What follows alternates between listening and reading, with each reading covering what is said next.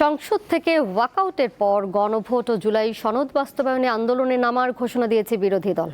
জবাবে সরকারি দল জানিয়েছে, আন্দোলন যে কোনো রাজনৈতিক দলের সাংবিধানিক অধিকার।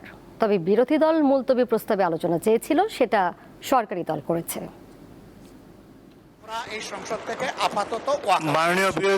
গণভোট ও জুলাই সনদ বাস্তবায়ন আদেশ ইস্যুতে আলোচনার দাবিতে দেয়া নোটিশের প্রতিকার না পাওয়ার অভিযোগ করে বুধবার সংসদ থেকে ওয়াক আউট করেন বিরোধী দলীয় সাংসদরা। আমাদেরকে আপনারা জিজ্ঞেস করেছিলেন। পরে সংসদ সচিবালয়ের মিডিয়া সেন্টারে সংবাদ সম্মেলনে বিরোধী দলীয় নেতা বলেন, সংবিধান সংস্কারের জন্য আন্দোলন ছাড়া আর কোনো পথ নেই। এটা হবে একটা বিশেষ কমিটি গঠনের মাধ্যমে, সংসদীয় বিশেষ কমিটি, সংবিধান সংশোধনের উদ্দেশ্যে।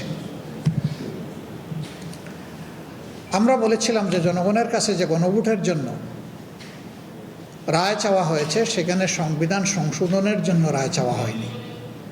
রায়টা চাওয়া হয়েছে সংবিধান সংস্কারের জন্য। আগের মতোই clean. Berger easy clean fresh, দেয়ালে দাগ থাকবে না, রাখবে সুরভিত। এ বিষয়ে স্বরাষ্ট্রমন্ত্রী সালাউদ্দিন আহমেদ জানান, বিরোধী দল মুলতবি প্রস্তাবের ওপর আলোচনা চেয়েছে, সেটা হয়েছে।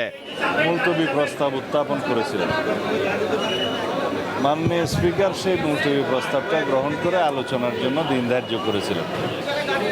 বিধি মোতাবেক মুলতবি প্রস্তাবের উপর আলোচনা অনুষ্ঠিত হয়েছে।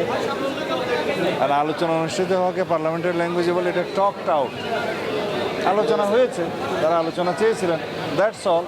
আন্দোলনের বিষয়ে স্বরাষ্ট্রমন্ত্রী বলেন, দাবি আদায়ে আন্দোলনে নামা যে কোনো রাজনৈতিক দলের সাংবিধানিক অধিকার। যে কোনো দাবি নিয়ে রাজপথে যেতে পারে, ডেমোক্রেটিক রাইট। আলোয়ান খান, দীপ্ত সংবাদ, ঢাকা।